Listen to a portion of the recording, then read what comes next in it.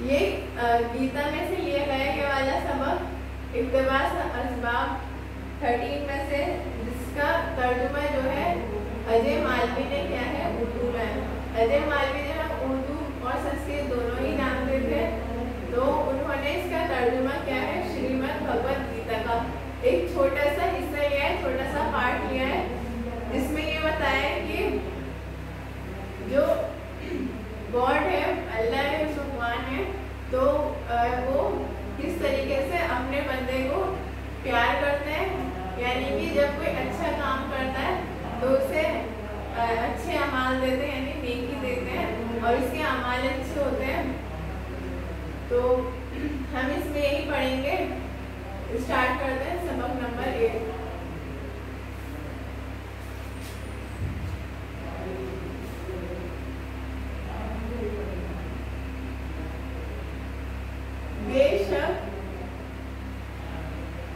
बेशक मुसलसल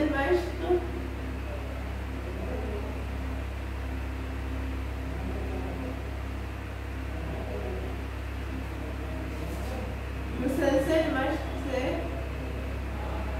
अरफान बेहतर है।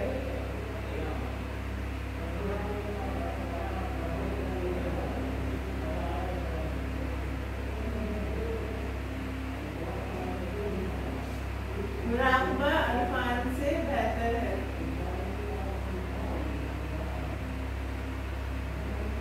मुराक़बा अरफान से बेहतर है।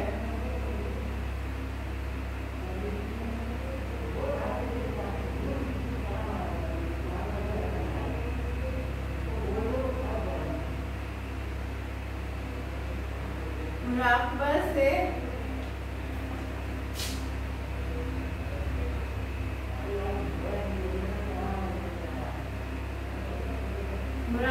से समरा,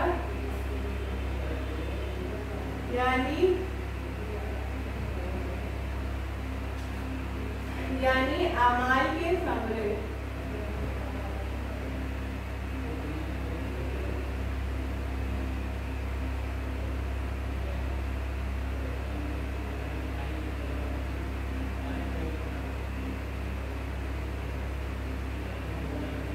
यानी अमाल के समरे।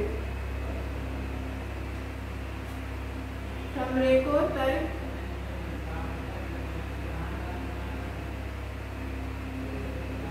करना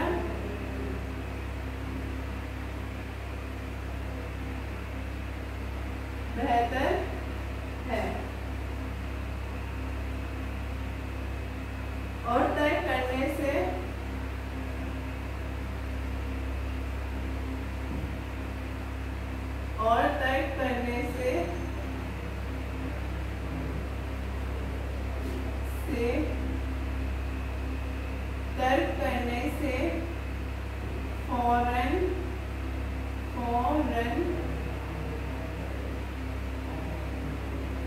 फौरन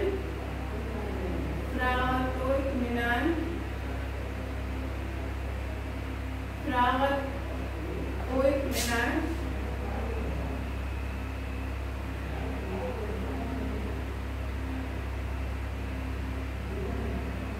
इत्मीनान हासिल हो जाता है। फरागत व इत्मीनान हासिल हो जाता है,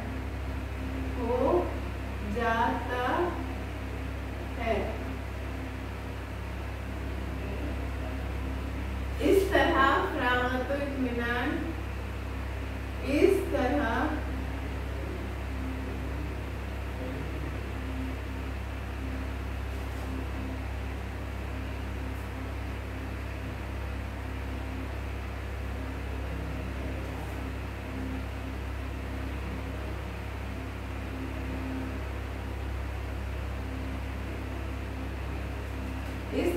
फरागत व इत्मीनान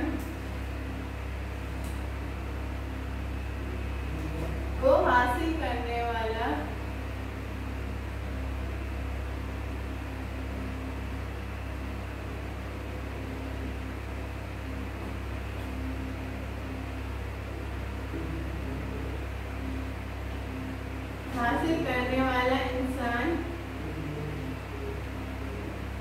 जो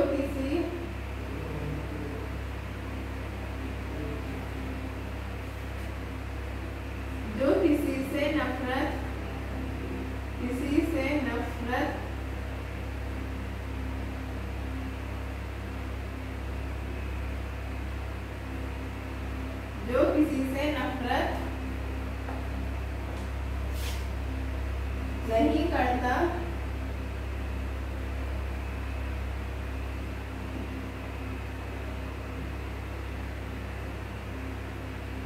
जो सब जानदारों जो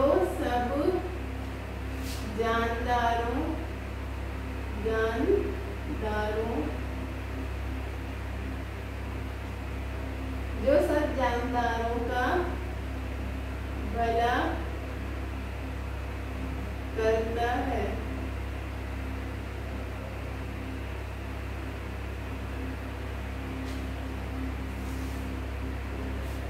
जो रहम दिल है,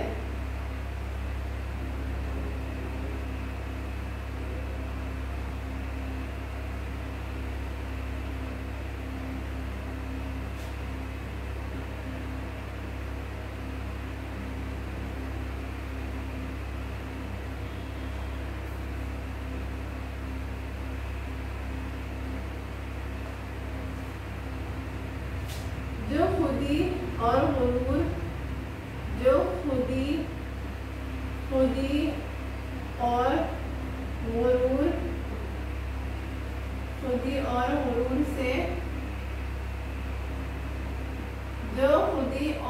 गुरूर से खाली है,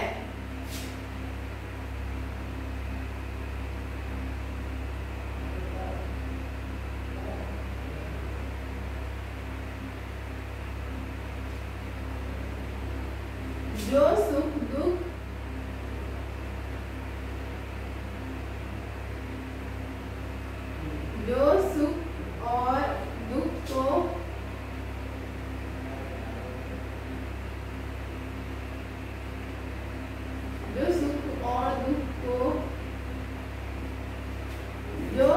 और दुख को यकसां समझता है,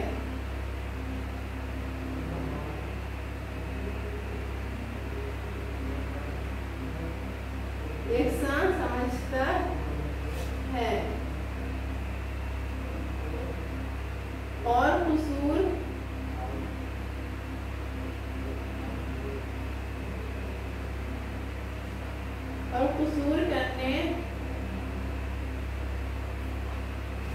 कसूर करने वालों को भी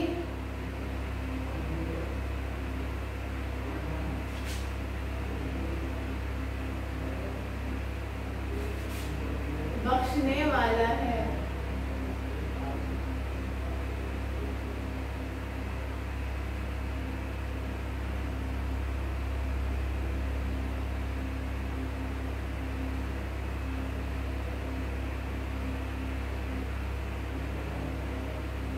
और जो जहन योग में लगा हुआ है,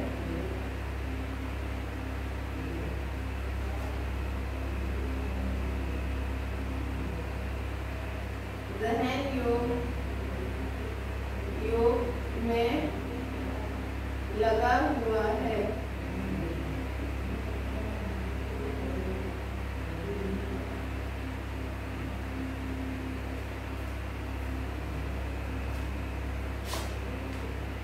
लगा हुआ नफा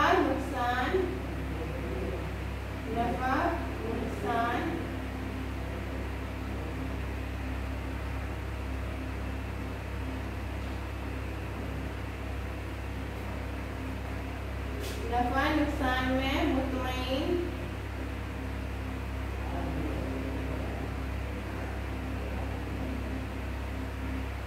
रहने वाला है,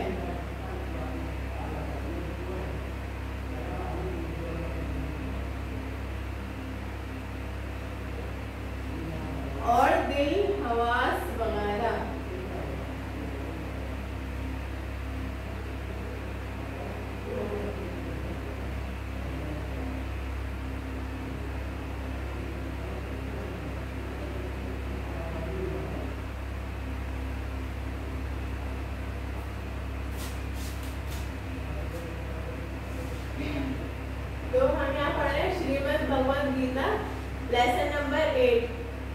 बेशक मुसलसल मश्क से अरफान बेहतर है, मुराकबा अरफान से बेहतर है।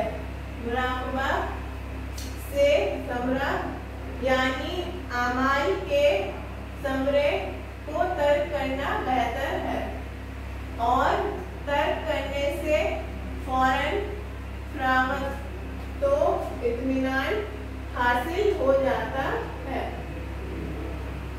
बेशक यानी कि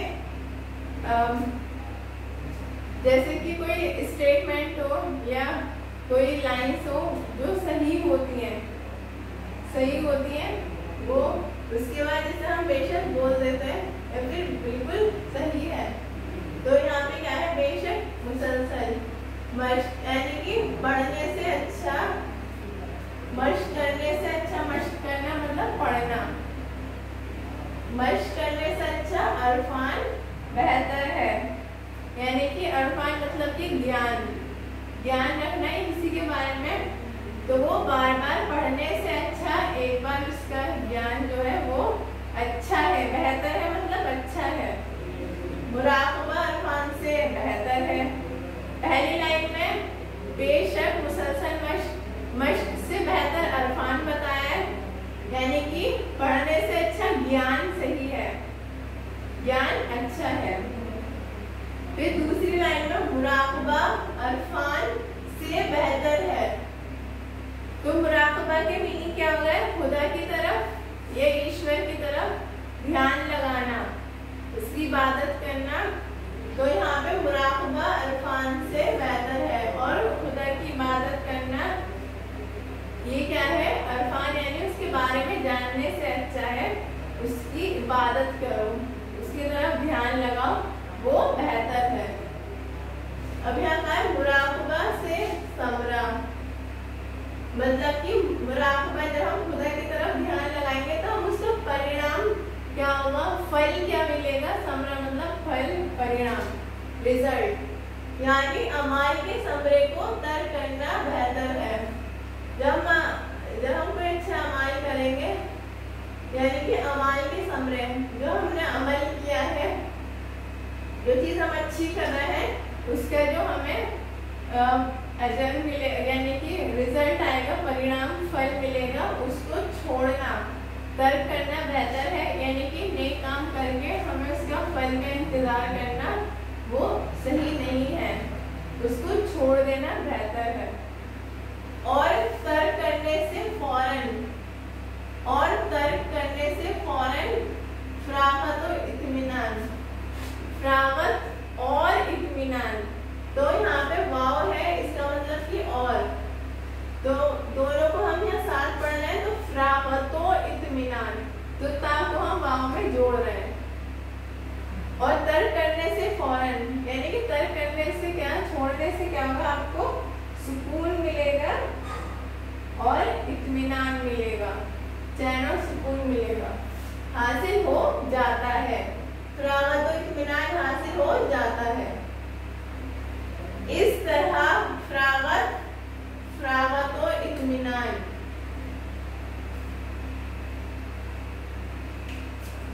इस तरह फरागत और इत्मीनान को हासिल करने वाला इंसान जो किसी से नफरत नहीं करता, और इस तरीके से चैन, सुकून, इत्मीनान से बिना किसी वजह की टेंशन लिए बेवजह आराम से रहता है, चैन और सुकून से रहता है, तो वो क्या है, इत्मीनान को हासिल करने वाले, यानी चैन सुकून को हासिल करने वाले इंसान है, और दूसरों से नफरत नहीं करता, और जो दूसरों से यानी किसी से भी नफरत नहीं करता, जो सब जानदारों का भला करता है, और जिन जानदार चीज यानी कि जिसमें जान होती है, पशु पक्षी परिंदे और इंसान, तो उन सबों का भला करता है। जो रहम दिल है, यानी जिसका दिल नर्म है, जो रहम दिल है, जो किसी को परेशानी में देखे या तकलीफ में देखे उसकी मदद कर दे, उस पर रहम खाए या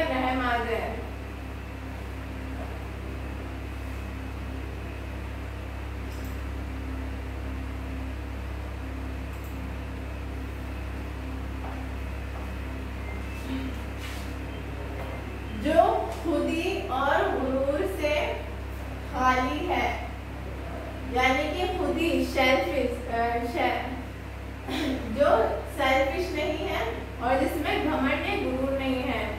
तो वो क्या है?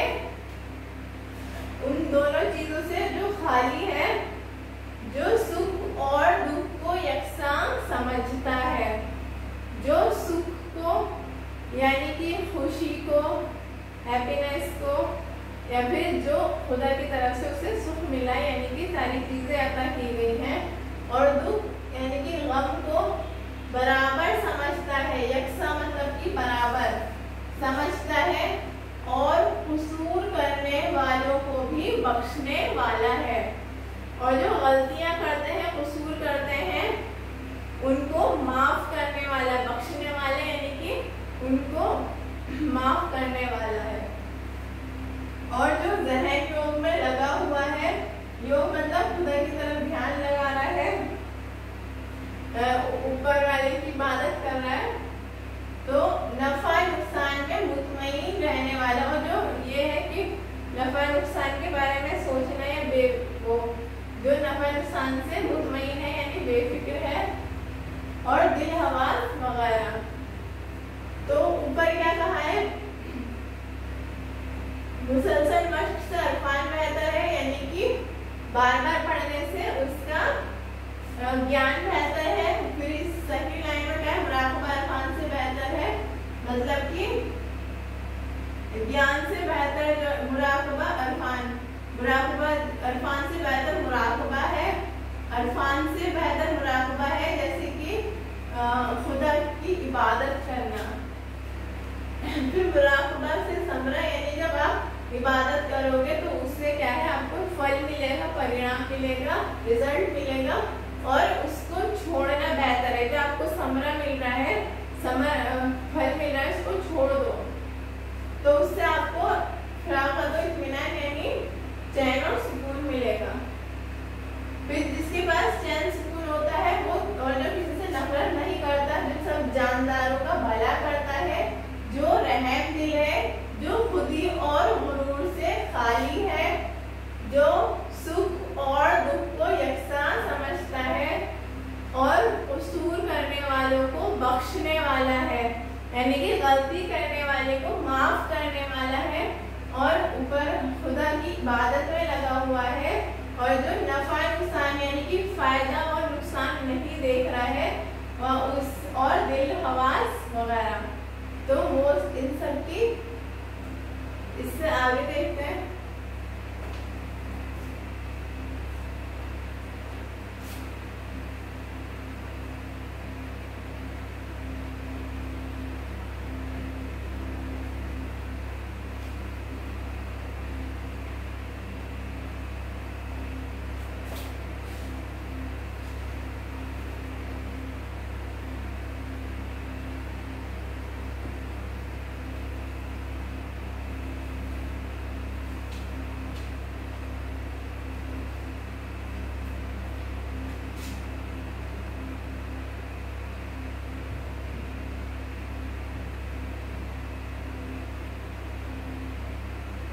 यानी अपने जिस्म पे काबू पाए हुए,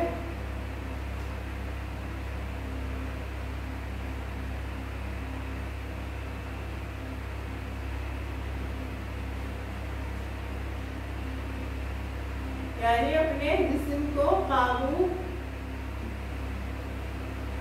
में किए हुए हैं,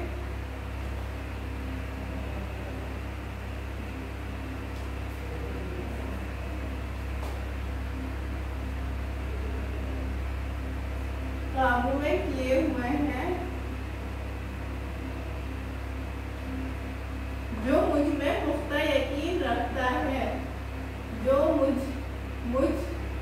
में पुख्ता यकीन रखता है, पुख्ता यकीन रखता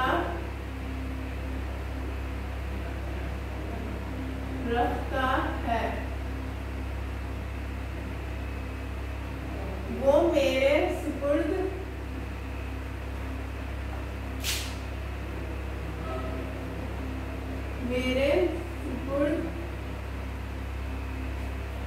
किए हुए दिल और किए हुए दिल और किए हुए दिल और जहन वाला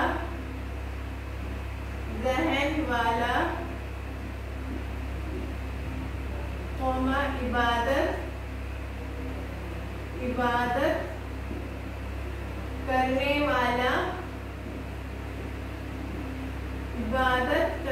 वाला जो वही मुझको प्यारा है, वही मुझको प्यारा है।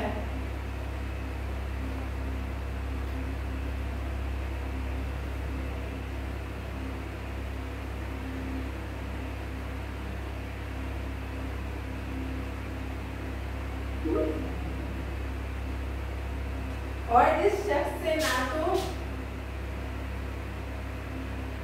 और जिस शख्स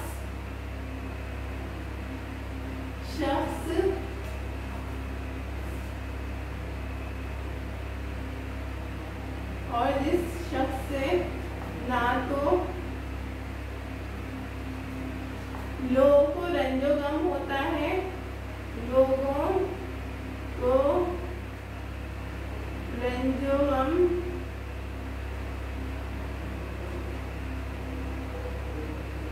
होता है,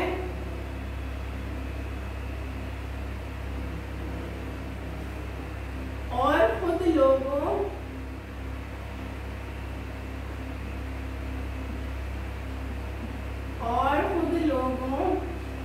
से रंजोगम भी नहीं पाता।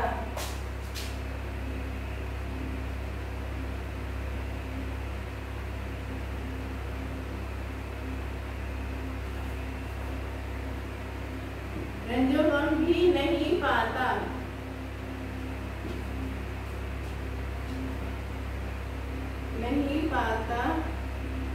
है।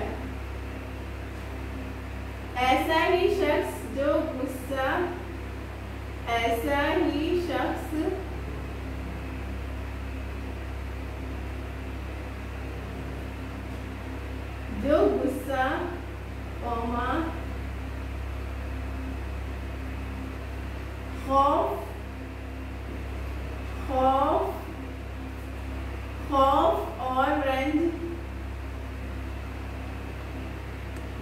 खौफ और रंज से मुबरा है।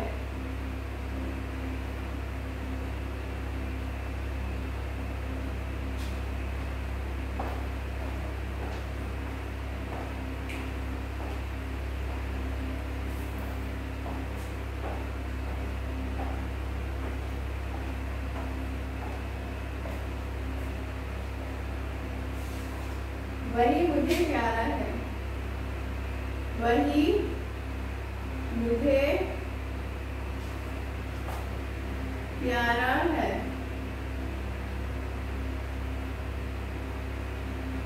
जो इंसान ख्वाहिशात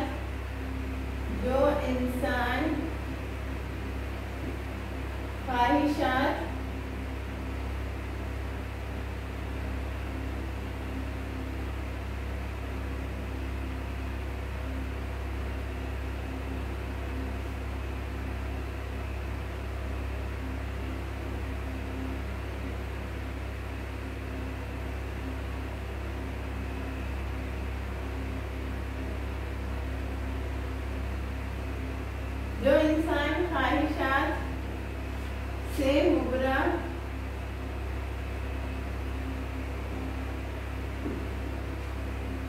अंदर बाहर से पाक और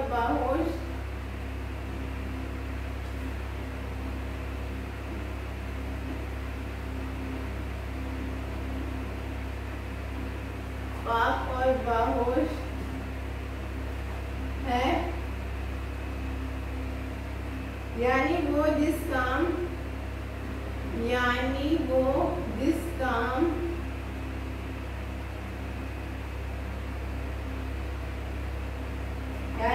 काम के लिए आया था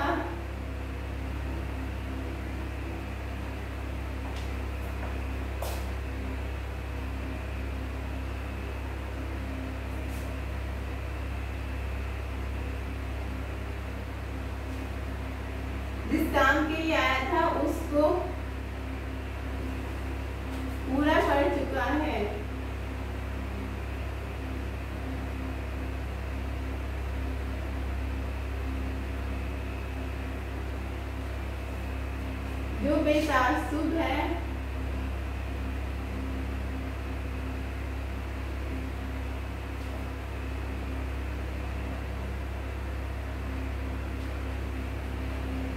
और रंजो गम से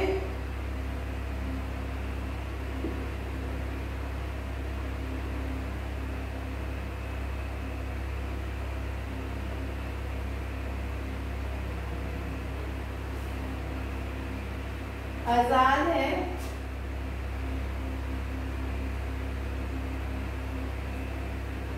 और जिसने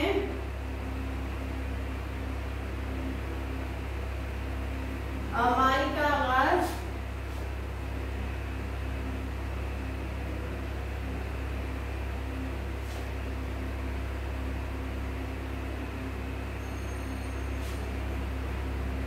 यानी नतीजा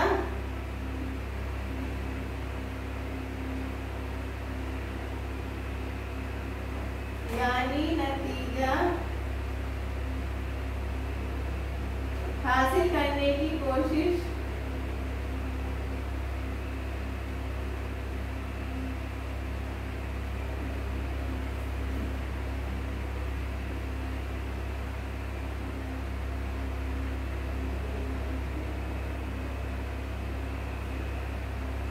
तर्क कर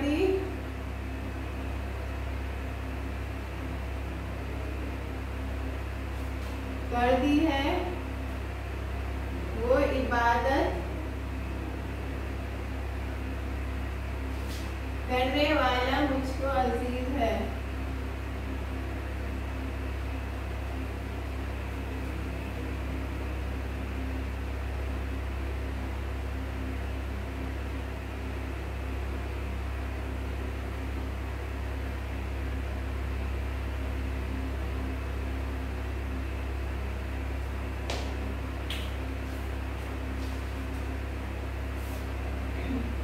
यानी अपने जिस्म को काबू में किए हुए हैं, जो मुझ में पुख्ता यकीन रखता है,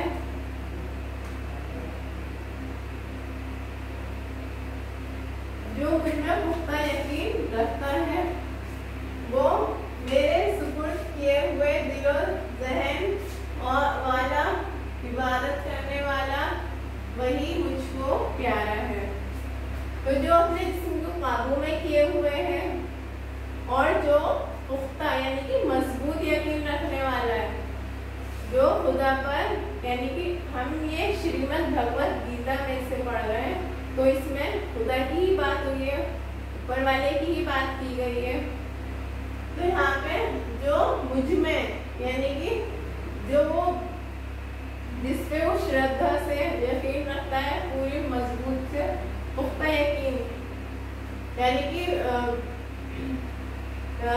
जो भी होगा उसके साथ वो उस पे ऊपर वाले का शुक्र अदा करेगा। जो भी इंसान के साथ होगा एकदम बिल्कुल यकीन रखना, पुख्ता यकीन, मजबूत यकीन रखना, वो मेरे सुपुर्द किए हुए, यानी कि मुझे सौंपे हुए, उसने मुझे अपना दिल और दिमाग सौंप दिया हो, और इबादत करने वाला, और जो खूब इबादत करता है वही मुझको प्यारा है, यानी वही सबसे प्यारा है मुझको। और जिस शख्स से ना तो लोगों को रंजो गम होता है,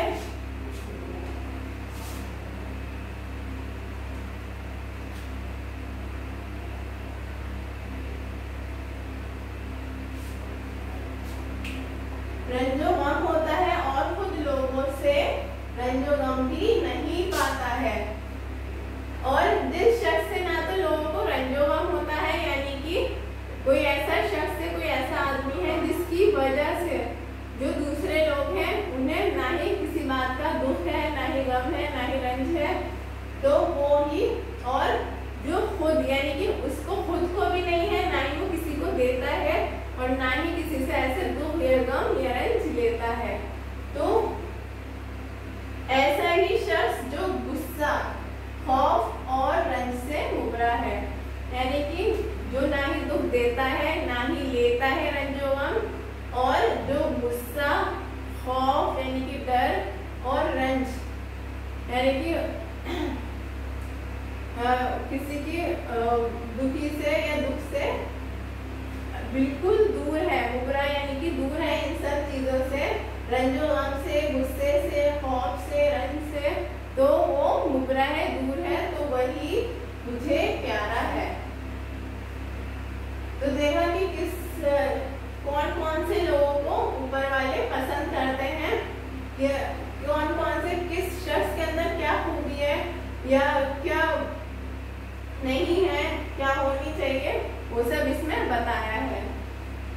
और वही खुदा को प्यारा होता है जो उनकी इबादत करता है, जो उन पर यकीन रखने वाला होता है, जो रंज से, गम से, गुस्से से, खौफ से, इन सब से दूर रहता है। क्योंकि ये सब जो है कहते हैं ना, गुस्सा हराम होता है, यानी कि गुस्से में इंसान कुछ ऐसी चीज करता है जो नहीं करनी चाहिए। तो ये सब चीजें जो है इन सब से दूर रहना चाहिए। तो खुदा को वही प्यारा है, क्योंकि जब इंसान गुस्से में होता है तो उससे शैतान जो करवाना, जो उस पर शैतान हावी होता है।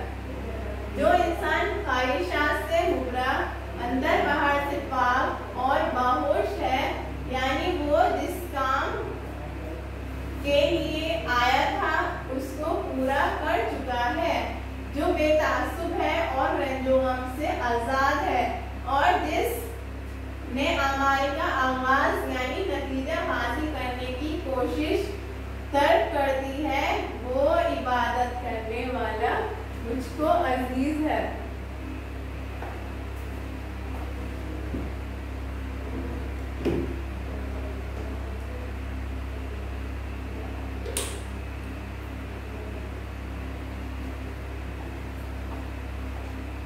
और क्या कहा है कि जो मतलब जिसकी ख्वाहिशात नहीं है, ख्वाहिशात से दूर है, अंदर बाहर से पाक और बाहोश यानी सब चीजों को अच्छी तरीके से देखने वाला, जानने वाला है, पाक है, और जिस काम के लिए वो आया है वो काम उसने कर दिया है, कर चुका है, बेतासुब है, रंजो गम से आजाद है, यानी ये सब चीजें उस पर हावी नहीं होती, वो इन सब चीजों पर काबू पा सकता है। और जिसमें अमाल का आगाज यानी नतीजा हासिल करने को तर्क छोड़ दिया है कि इसका नतीजा क्या हुआ, इसका नतीजा क्या हुआ, ये सब चीजें छोड़ दी हैं, बस खुदा की इबादत करता है, वही खुदा को, वही मुझको अजीज है, यानी कि वही खुदा को सबसे अजीज है, बहुत ही पसंद करते हैं उसको।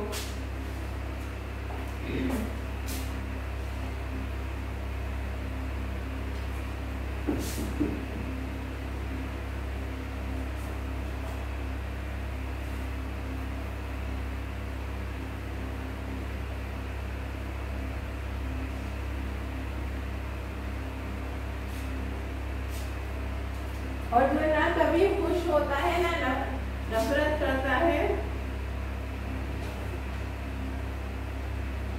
जो ना कभी खुश होता है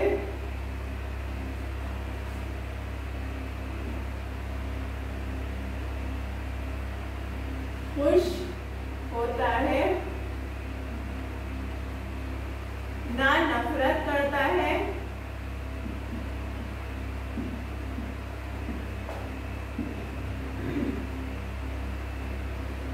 ना दुखी होता है,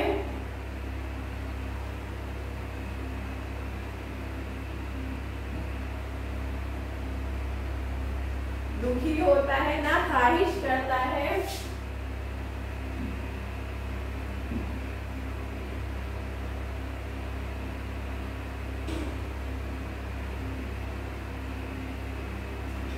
और सब भले, और सब भले बुरे आमाल के समरे को तर्क करने वाला,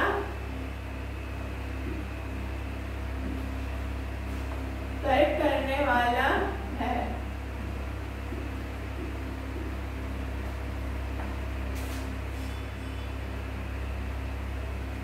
वो इबादत करने वाला मुझको अजीज है।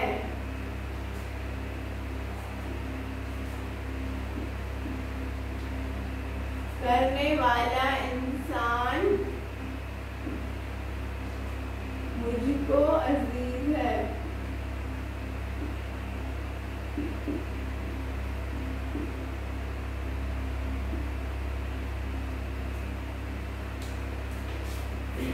तुमने यहाँ देखा था कि जो अपने अमाल को तर्क कर देता है, न किसी ख्वाहिशात को अपने ऊपर हावी करता है, न किसी चीज को, वही खुदा को सबसे प्यारा होता है, अजीज होता है। और जो ना कभी खुश होता है, ना नफरत करता है, ना दुखी होता है, ना ख्वाहिश करता है, और सब भले बुरे अमाल के समरे को तर्क करने वाला है, वो इबादत करने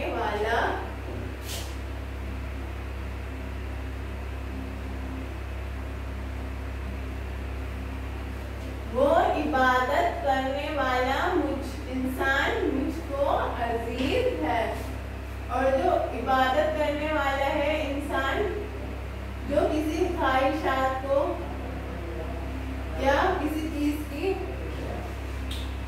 मांग नहीं करता, तो पहले ना कभी खुश होता है, ना नफरत करता है, ना दुखी होता है, और ना भले बुरे अमाल, जो उसके भले बुरे अमाल होते हैं, उनके अमाल के समरे को तर्क करने वाला है। वो इबादत करने वाला मुझको अजीज है, यानी कि बहुत प्यारा है। तो हमारा सबक ये था आज का श्रीमद् भगवद गीता, जिसमें हमने गीता से छोटा सा हिस्सा पढ़ा है उसका, और ये संस्कृत में था, तो इसका तर्जुमा जो है अजय मालवी ने किया है। और लोग ये भी समझते हैं कि उर्दू में सिर्फ मुसलमानों की जबान होती है, और उसके अलावा बहुत जो दूसरे अल्फाज होते हैं वो कम होते हैं, लेकिन हकीकत में इसका उल्टा होता है। और उर्दू जो है हिंदुस्तान की वाहिदी जबान है, जिसके बोलने और लिखने वाले हर मजहब और हर तबके के लोग रहे हैं। इसी तरह और बड़ी हद तक अब भी हैं। इसी तरह गैर मुस्लिमों की बहुत सी मुक़द्दस किताबें और मजहबी तालीमात उर्दू में भी मौजूद हैं। और श्रीमद् भगवद गीता को लीजिए, इसके 50 तर्जुमे, 50 से ज़्यादा तर्जुमे हो चुके हैं। जैसे उनमें मशहूर पाकिस्तानी अदीब, शायर, लुग़त-उवैस और आलिम शामिल हक हकीक का भी तर्जुमा, मंजूर तर्जुमा शामिल है। और कुछ मुद्दत हुई पाकिस्तान और हिंदुस्तान दोनों में छपी थी, शाया हुई है ये। और ज़ेरे नज़र इंतखाब हमने इलाहाबाद के एक नौजवान उर्दू आलिम और संस्कृत के माहिर अजय मालवी के तर्जुमे से लिया है। और समझने में सहूलियत की खातिर हमने एक जगह कुछ आसान, इसमें जो ज़बान